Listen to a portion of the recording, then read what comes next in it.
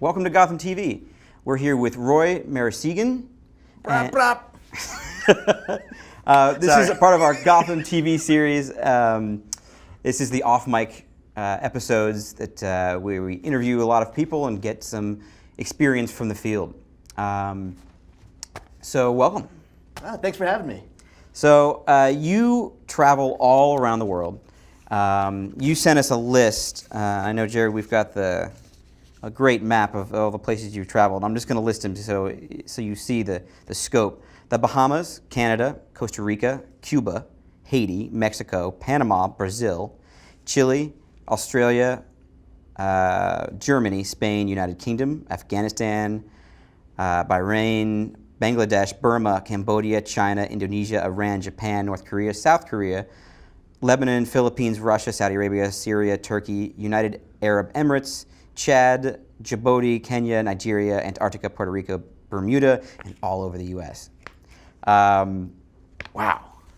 Those are countries I've worked at, but I love traveling, and I think my country count, with backpacking and stuff, is it's in the low 60s. Wow. At the moment. Still going strong. How did you get started doing this?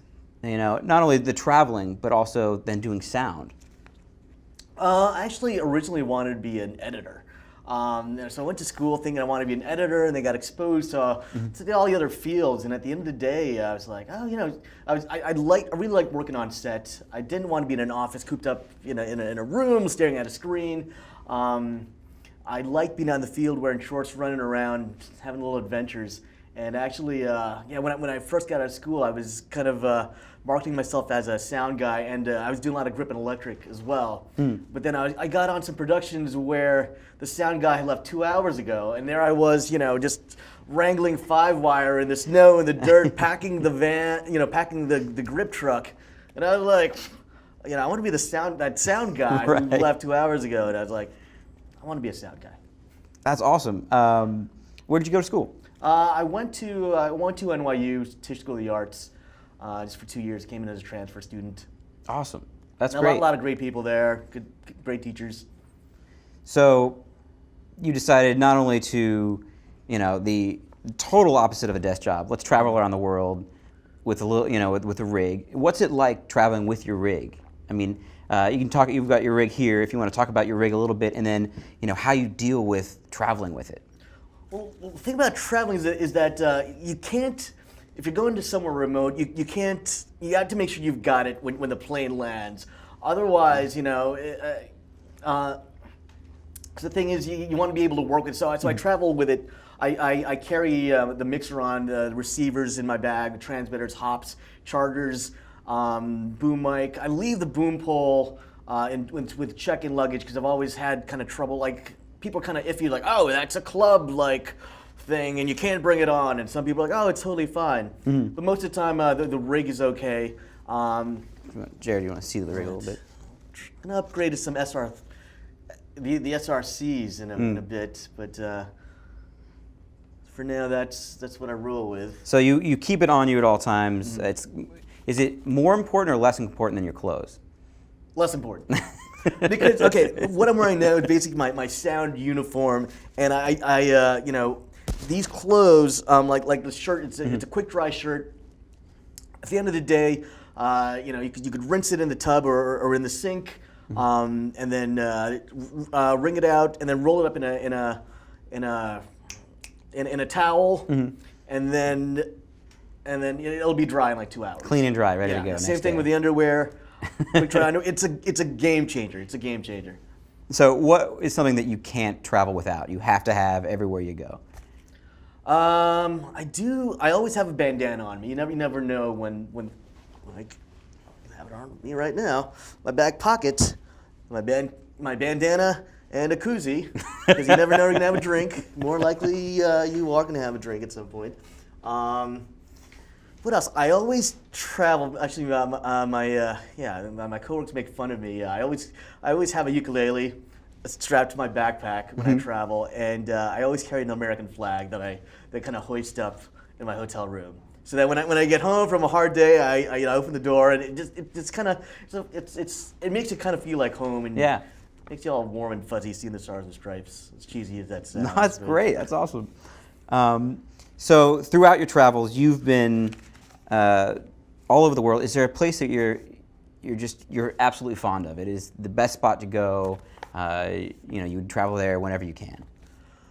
You know what? I've done a lot of time in Hawaii, actually. I worked on a show out there for 10 years on and off. And, it's just like, every day there's rainbows. I look like a local out there. Everybody treats me like, extra special since I'm, Hawaiian looking. And the food's great and the people are great. Plenty of aloha. Yeah. I love Hawaii. When you are traveling, and I know, Jerry, we've got some pictures of a lot of the different places you've traveled where safety could be a paramount concern. I know we were talking off air about always needing a life jacket, but then what else when you're going into some of these countries where there are hostile environments? What's it like working in those conditions? Well, the thing is, before you leave to wherever you're going, you got to make sure that there's a plan and you feel safe. Because you can always say no to these jobs if you don't trust the people you're working with. If things seem a little shady, it's just like, nope, not gonna go. And you know what? They can't make you go. They're like, because at the end of the day, you don't want to die. Right. Well, I mean, do you ever have to wear a bulletproof vest, or is there any other precautions that even the production companies will make with you to make sure you feel that safety? Sure. We always have usually when I go out, it depends on the situation, whatever's happening out there. Sometimes they'll need a helmet and a flak jacket. Sometimes you got to make sure you got your malaria meds and things like that. The necessary shots. Always get production to pay for that if you're traveling. Now, how do you know what shots you'll need and what medicines you might need to take? Is that something that production helps you with, or is it something you do a lot of your own research just to make sure you're... Usually it's something production deals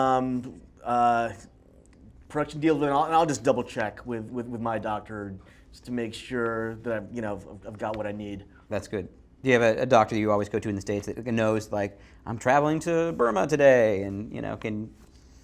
Yeah, and then he loves he loves the stories, but I always have malaria meds, diarrhea meds, some Cipro. What else do I have? Some motion sickness, allergies, allergy pills, and stuff for upset stomachs. Yeah. Yeah. So now that we're on to the upset stomach part of the conversation. I'd love to hear some stories about some of either the interesting food that you've eaten, or how do you prepare for what the local fare that you're going to be eating. Well, I think you've got a choice of going local or staying safe. I usually don't like to experiment with things until kind of the very end of the shoot, just in case. That makes sense. But I think the toughest part of being a sound man traveling out in the world is having to be in the middle of an interview and needing to go to the bathroom, just having diarrhea, and then because it'll just come out. I mean, not come out. it'll like the onset. It'll just all of a sudden it's like, oh my God, I gotta go right now. When you're in the middle of an interview, luckily they're both live. You don't have to boom and. Actually, there's one incident in Haiti where we were filming at a cholera clinic, and I was just like, whoa, something's going on. I could hold it, and then to the point where you can't. And I rushed over to the lady, the receptionist lady, and I was like, I need to use the bathroom. Where's the nearest bathroom? Oh, and she's like, oh, the nearest bathroom is right over there. But you don't want to use that one. You'll catch diseases and stuff. The nearest bathroom you can use is about 2 blocks away. Oh my gosh. So there I was, okay, I guess I'll have to hold it. And there I was, just mixing and sweating and just working that sphincter. Oh my gosh. That's fantastic. I mean, it's funny now. It's funny, right, but it's the stuff that you have to deal with. You can see little dribbles going down your leg. All right. And it's just like, oh God, this is the longest interview ever. Okay. Hence the bandana, always very now, helpful. when oh, jeez. When you're traveling, does production always take care of the visas and all of the travel, all of the plane tickets, and then how do you also get over the language barriers? Yeah, the production deals with the visas and the tickets. I've actually got two U.S. You can have two U.S. passports legally because especially if you're working in our field, so you could be away with your passport and they could apply for other other visas with your secondary passport. Oh, okay. So you carry two. Yeah. Wow. That's, Well, I mean, I have two. I don't actually Yeah, have three. I've got two U.S. passports, and I'm a dual citizen with the Philippines. I've got three passports. Just in does case. that help you? You pick I'm going to use my Philippines passport in some situations, or is it just? Well, there's some countries where if you apply for a visa with a U.S. passport, they're not going to let you in. So if you got a secondary passport from a secondary country, they'll be like, okay, oh yeah, that's a non-U.S. passport, we'll let you in. Gotcha. And I've gotten to a couple of countries that way. Wow. So you always, we've got a lot of pictures and we're going to get into some stories here, but you're always wearing your NASA hat. What's the story with the NASA hat? The NASA, I don't know, it's just, I've always kind of had a fascination with space and the space program, and yeah, if you can tell, this one's getting a little grungy. I just came back from a train hopping trip, and it's gotten a little greasy, but and it's hard to. I don't like getting new hats because it's a pain in the butt to break in, but this is starting to get a little dirty. So I actually just ordered another one online. It's coming in. Do you ever have people commenting on it when you're traveling, or? Yeah, I mean, a lot of times people ask if I work for NASA. And then instead of saying, I mean, it's just so much work to, like when you say no. When you say, yeah, I do, and then they just kind of like go away after that. I mean, I did do one NASA job, Operation Ice Bridge, measuring, out in Antarctica, measuring the ice, the thickness of the ice down there. So technically, You work for NASA. I've worked with NASA. So, Some would say I'm also a space cadet. sorry. Sorry. That's fantastic. Jared is going to flash some pictures up for us, and at random, and give us a couple, 30 seconds, or even if it's a good story, tell us a little bit about what we're seeing, where you were, the people you were with, or something maybe that interesting happened on that adventure. So Jared, fire away. That was we did a thing in Mexico. We were embedded with the Mexican government, checking out the oil pipelines. That was a little hairy because some of the routes were controlled by the cartel, and we actually ended up having to chopper from location to location, so we wouldn't get killed by the cartel. All right, next one. That picture was from Iran at a hospital. We were filming some medical procedures about transgender transgender operations. Wow. Next one. That was out in, where was it? Was that in Iran? Or was that in Afghanistan?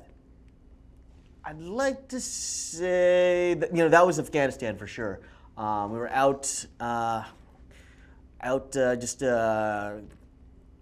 working with some locals out in the boonies, and I was about to mic up the chief of the village. And we also had to wear local garb.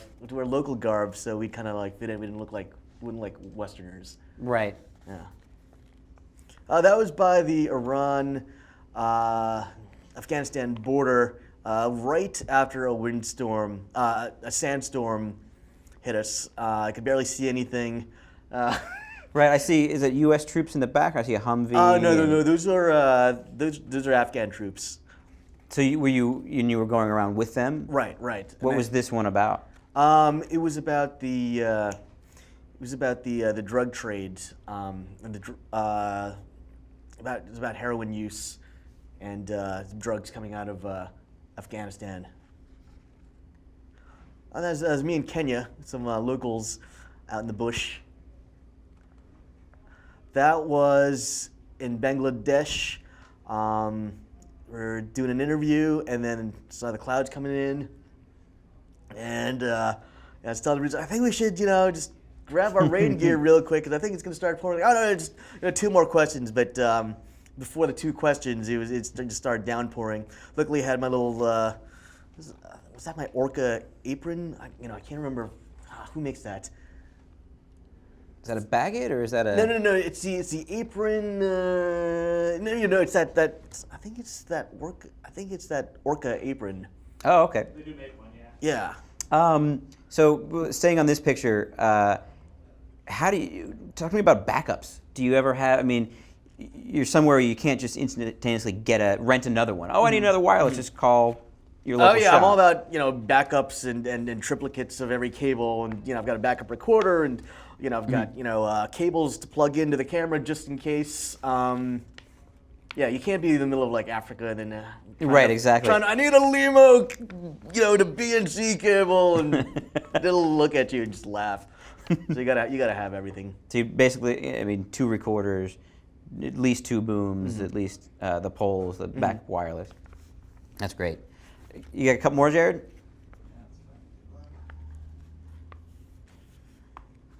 That was in Saudi Arabia. We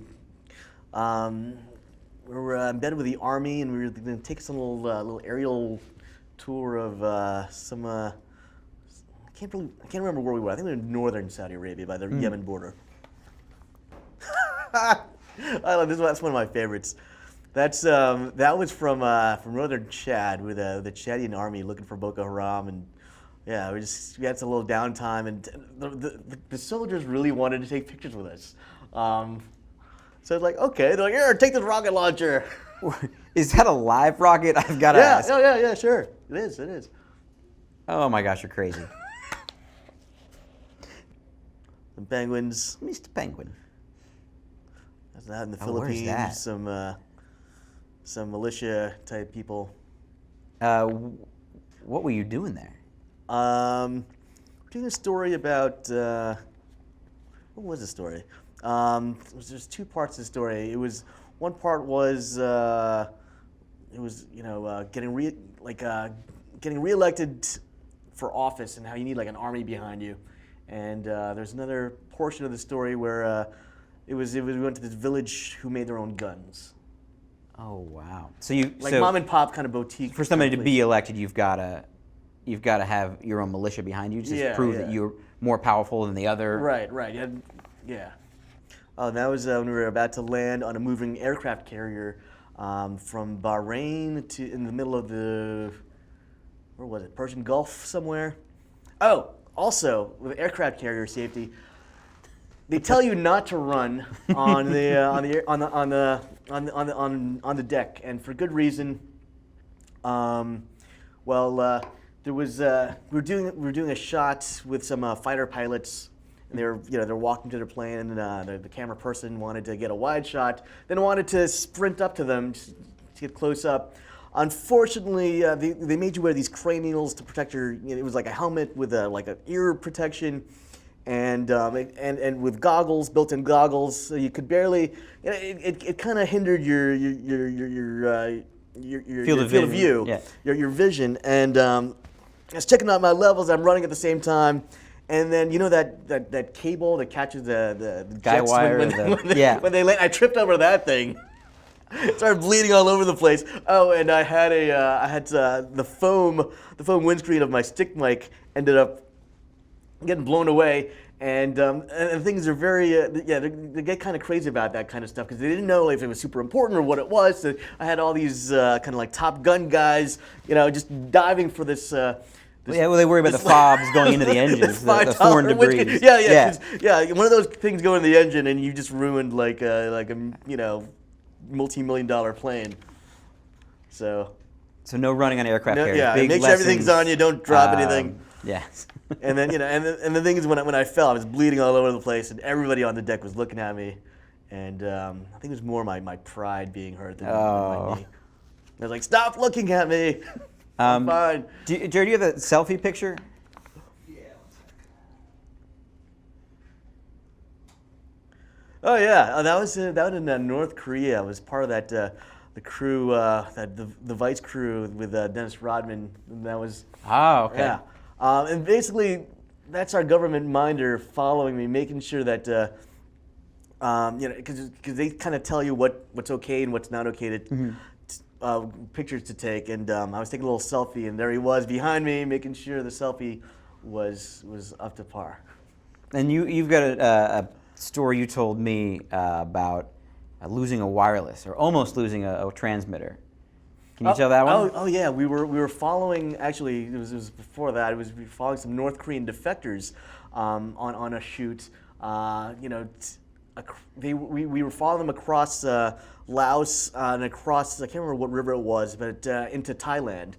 But they crossed the border illegally, and our fixture that's supposed to hold them there while they were waiting for us to cross the border when it opened legally, he got cold feet and basically gave our guys to the authorities. And I asked them, well, did anybody take off their mics? They're like, no. Were they wearing mics? And I was like, yes, they were. And the transmitters had my name, my email address, my phone number, all my contact info. So all of your info is on these North Korean defectors that are trying to escape and into Thailand. I was just like, oh God, this is not good. But when we finally got across the border, we were by the jail. And the transmitters were still on. I could still hear them talking. They were running on lithiums, luckily. And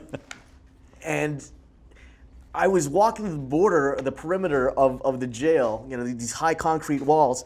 And then, judging by how much RF I was seeing, I was able to kind of pinpoint whereabouts they were. This is how the FCC does it too. And then I started screaming their names. It's like, hey, are you guys still over there? Like, yeah, we're over here. Like, it's all in like Korean, of course. I don't speak Korean. This is through our translator. They basically told us to go down maybe about 200 feet to the right, and there was a small hole, and they were able to give me my transmitter back that way. Well, I'm glad you got your transmitter back. Oh man, yeah, that was scary. So all of these stories, all of these places, all of these people. Do you have a favorite place, or a favorite story, or a favorite person that you've met throughout all of your travels? Favorite people? Oh man, there's so many. There's so many places and so many people. Yeah. It'll take me a couple days to pinpoint one person. I can't. All right. Well, when we broadcast it, you'll have to write in and okay. write that in right. the comment section.